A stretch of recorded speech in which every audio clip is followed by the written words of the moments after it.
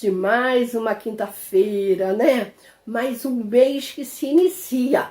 Janeiro já foi, agora já estamos em fevereiro. Então, que Deus possa continuar cuidando de nós. E o nosso programa está muito bom e que vamos ter coisas bem interessantes. Acredito que vocês vão gostar. Eu estou gostando muito. Então, vamos juntos assistir ao programa?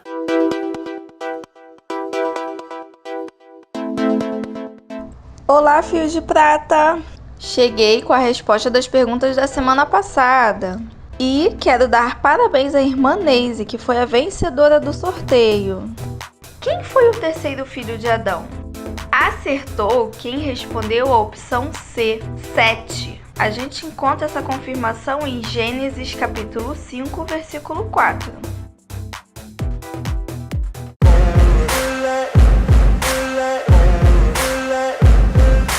Olá, Fios de Prata, eu sou Rosemary Graciliano, psicóloga clínica e apoio do Ministério Fios de Prata.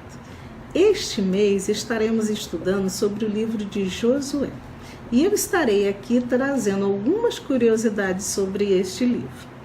Josué é um dos 12 livros históricos e ele forma um elo entre o Pentateuco, que são os 5 primeiros livros da Bíblia, e o restante da história de Israel. Durante 3 grandes campanhas militares envolvendo 30 exércitos inimigos, o povo de Deus aprendeu uma lição crucial, que mesmo sob a liderança capaz de Josué, a vitória é alcançada mediante a fé em Deus e obediência à sua palavra. E não por intermédio de poder militar ou superioridade numérica. Bom, este livro, ele é chamado pelo nome de sua figura central, que é Josué. Josué é o nome original de Oséias, ou seja, Oxéia, que significa salvação. Moisés muda isso e passa a chamá-lo de Ieoshua, que significa Jeová é a salvação. Você pode conferir isso em Números 13 e 16. Bem, Josué também é chamado de Ieshua, que é uma forma abreviada de Ieoshua. Mas Ieoshua equivale à forma hebreu do nome grego Iesus, que significa Jesus. Bom, o título grego, então, ao livro, na Septuaginta, ou seja, a Septuaginta é a forma mais antiga da tradução do hebraico para o grego. Então, o título, grego desse livro é Iesus Naus, que significa Jesus, filho de Num. Bom, em latim, o título latino é Liber Josue, que significa o livro de Josué. Bom, o nome Josué, ele é simbólico, pelo fato que, embora ele seja o líder da nação israelita, durante a conquista, o verdadeiro conquistador é o Senhor. Interessante, né? Quanto mais a gente lê e pesquisa, mais a gente aprende sobre a palavra de Deus, que é um livro maravilhoso, vivo e atual, e que fala aos nossos corações de forma tremenda. Então, como Ieoshua, que é Josué, que significa também salvação, Jesus é da mesma forma esse nome. Então, nós entendemos que a salvação sempre virá através do Senhor e não através dos homens. Um beijo e até semana que vem.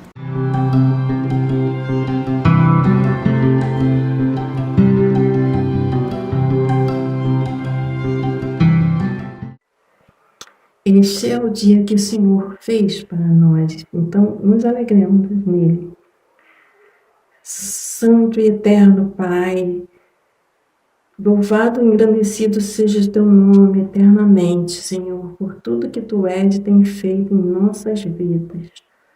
Senhor, Mais uma vez estamos aqui apresentando esse programa Mais Vida do Ministério Fios de Prata para a honra e glória do Teu nome. Que o Senhor abençoe as pessoas que forem alcançadas por esse vídeo, ó Deus. Que o Senhor entre em suas casas, Senhor, abençoe conforme a necessidade de cada um, Deus. Abençoa também os nossos idosos, os nossos voluntários, a liderança da nossa igreja. Enfim, Deus, capacita-nos, ó Deus, para sempre apresentarmos o melhor para Ti, porque tudo que fazemos é para a honra e glória do Teu nome, Deus. Então eu oro assim, agradecida, pedindo a Tua bênção em nome do nosso Senhor e Salvador Jesus Cristo. Amém. Amém. Fiquem com Deus.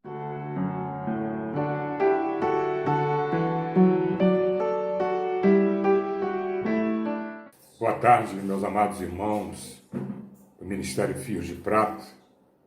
É um grande privilégio poder compartilhar com os amados uma reflexão da Palavra de Deus a respeito do nosso tema para esse ano. É tempo de recomeçar. Gostaria de compartilhar alguns versículos aqui do livro de 2 Crônicas, no capítulo 34, que fala a respeito do rei Josias. Eu vou ler alguns versículos espaçadamente para que nós possamos, então, compartilhar da palavra.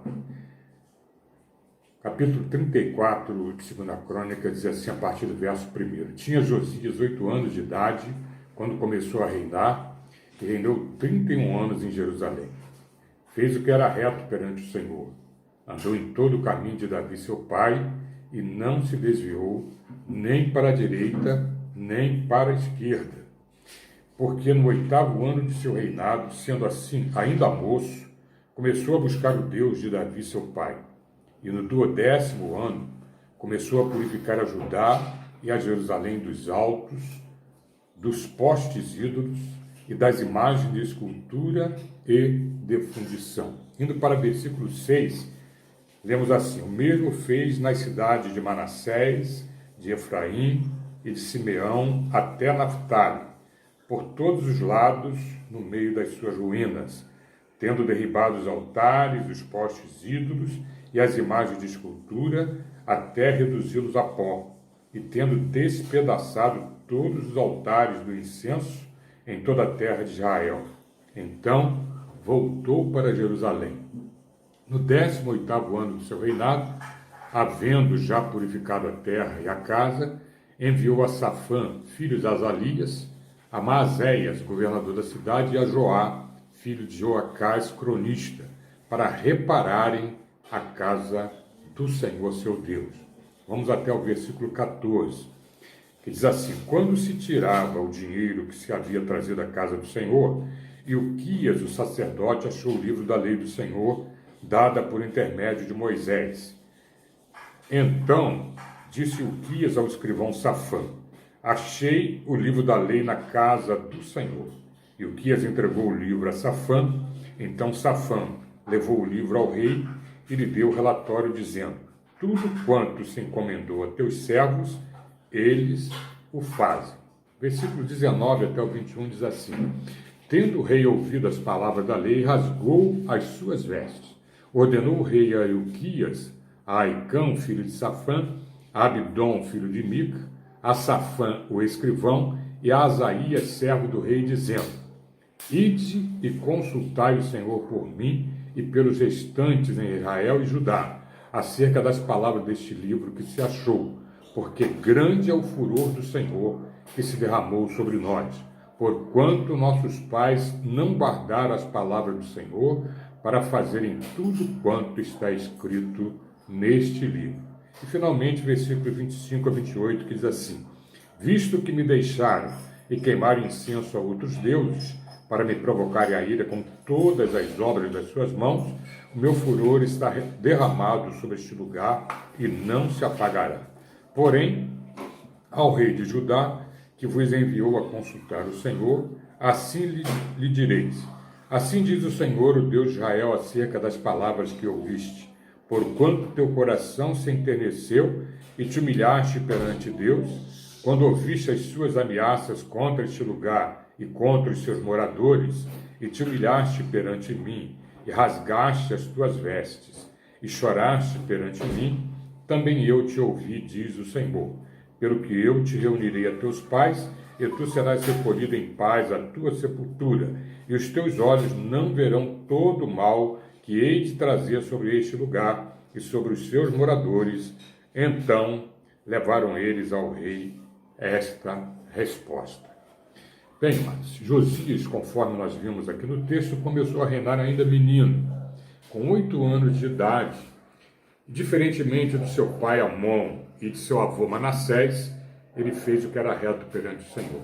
Isto é, decidiu que deveria dar oportunidade para si próprio e para o seu povo de ter um recomeço. Isso não ficou só na intenção, pois com 16 anos, ainda adolescente, resolveu buscar com intensidade a Deus e 4 anos depois iniciou uma reforma espiritual em Judá e Jerusalém, purificando o reino de toda a idolatria até então praticada, estendendo essas medidas às cidades de Manassés, Efraim e Simeão até Naftali.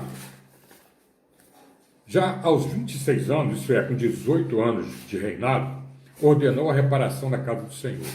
E quando o sacerdote Uquias encontrou o livro da lei e o entregou ao escrivão Safã, que o leu para ele, rasgou as suas vestes por descobrir quão distante estavam de cumprir os estatutos do Deus Altíssimo. Mais uma vez, decidiu Josias tomar as medidas necessárias para corrigir o erro, determinando que se consultasse ao Senhor. Hulda, a profetisa, declara o juízo iminente de Deus sobre Israel. Contudo, ante a postura de humildade do rei perante o Senhor, Deus promete que, enquanto ele vivesse, não veria os seus olhos o mal que viria sobre a nação. Assim, Josias renova a aliança com o Senhor e leva o povo também a fazê-lo, e enquanto viveu, não se desviaram de seguir o Senhor. Que lições tiramos dessa história? Se nós quisermos recomeçar uma vida de maior compromisso e intimidade com Deus, nós precisamos, primeiro, não nos prender às posturas erradas dos nossos antepassados. Verso 2 diz: fez o que era reto perante o Senhor, andou em todo o caminho de Davi seu pai, e não se desviou nem para a direita, nem para a esquerda. Ora, nós vimos que o pai dele, Amon, e o avô dele, Manassés, ao contrário, fizeram tudo que não era de agrado de Deus. Mas Josias não se prendeu a isso. Ele mudou, ele procurou fazer o que era reto diante do Senhor. A gente ouve assim uma frase muito comum, dizer assim: eu sou assim porque meu pai era assim, e o pai dele também era, etc, etc. Mas Josias deixou isso para trás e resolveu fazer diferente. Em segundo lugar, nós precisamos decidir o quanto antes nos empenhar numa busca profunda em conhecer o Senhor. Verso 3, parte A, diz: porque no 8º ano de seu reinado, sendo ainda moço, começou a buscar o Deus de Davi seu pai.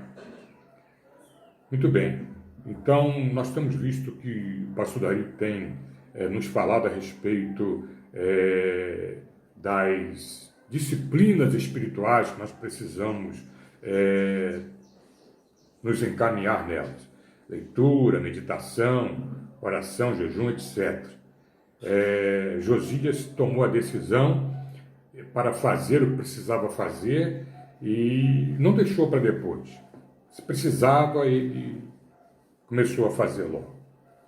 Terceiro lugar, identificar os obstáculos à nossa santificação e eliminá-los de nossa vida. Versículo 3, parte B, diz assim: começou a purificar a Judá e a Jerusalém dos altos, dos postes ídolos e das imagens de escultura e de fundição.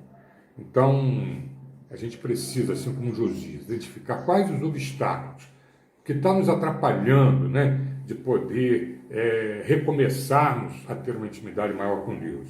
identificados esses obstáculos, a gente começar a eliminá-los de nossa vida o mais rápido possível. Quarto lugar, precisamos ter compromisso com o reino de Deus. Versículos 8 e seguintes fala que no 18º ano do reinado, havendo já purificado a terra e a casa, enviou a Safã, filho de Azarias, a Maazéias, governador da cidade, e a Joá, filho de Joacás, cronista, para repararem a casa do seu Deus. Então, esse desejo de Josias de reparar a casa de Deus mostra o compromisso com o reino de Deus. Em quinto lugar, nunca tomarmos nenhuma decisão sem antes consultarmos ao Senhor. Versículo 21 diz assim: Ide consultai ao Senhor por mim e pelos restantes em Israel e Judá, acerca das palavras deste livro que se achou, porque grande é o furor do Senhor que se derramou sobre nós, porquanto nossos pais não guardaram as palavras do Senhor para fazerem tudo quanto está escrito neste livro. Então, Josias tomou a decisão, mas não sem antes consultar a Deus. Sexto lugar, precisamos compartilhar com os que estiverem ao nosso alcance sobre os preceitos do Senhor. Versículos 29 e 30, nós lemos assim: Então deu ordem o rei a todos os anciãos de Judá e de Jerusalém se ajuntaram. O rei subiu à casa do Senhor e todos os homens de Judá, todos os moradores de Jerusalém, os sacerdotes, os levitas e todo o povo, desde o menor até ao maior, e leu diante deles todas as palavras do livro da aliança que fora encontrado na casa do Senhor. Então, ele não reteve só para si, mas decidiu compartilhar com todos aqueles que estavam ali ao seu alcance. E, finalmente, precisamos renovar nossa aliança com Deus. O versículo 31 diz assim: O rei se pôs no seu lugar e fez aliança ante o Senhor para o seguirem, guardarem os seus mandamentos, os seus testemunhos e os seus estatutos de todo o coração e de toda a alma, cumprindo as palavras desta aliança que estavam escritas naquele livro. Enfim, amados, depois de tomarmos a decisão de fazer tudo o que for preciso, nós precisamos, assim como Josias, renovar a nossa aliança com Deus. E eu creio que se assim fizermos, o Senhor nos abençoará, assim como abençoou a Josias. E eu queria concluir com a parte final do versículo 33, que diz assim: Enquanto ele viveu, não se desviaram de seguir o Senhor, Deus dos seus pais. Que o Senhor nos abençoe, amados, a termos a postura de Josias, de deixarmos para trás o passado e olharmos para frente, para o Senhor, renovarmos a aliança com Ele e tomarmos todas as posturas necessárias para que possamos, daqui para adiante, esse ano de 2022, estreitarmos os nossos laços com o Senhor, renovarmos a aliança com Ele e buscarmos ter cada dia mais intimidade com o nosso Deus, e assim a nossa vida será uma bênção, não só para nós, para a nossa família, mas para todos aqueles que de alguma forma tiverem contato conosco. Que Deus assim nos abençoe.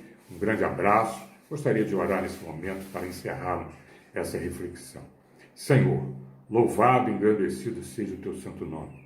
Muito obrigado, Pai, pela tua palavra, ó Deus, que nos mostra quanto o Senhor é bondoso, é misericordioso, é justo, ó Deus, está sempre pronto a abençoar aqueles que o temem e te buscam de todo o coração, com o propósito de renovar a aliança contigo, de fazer aquilo que te agrada, Senhor.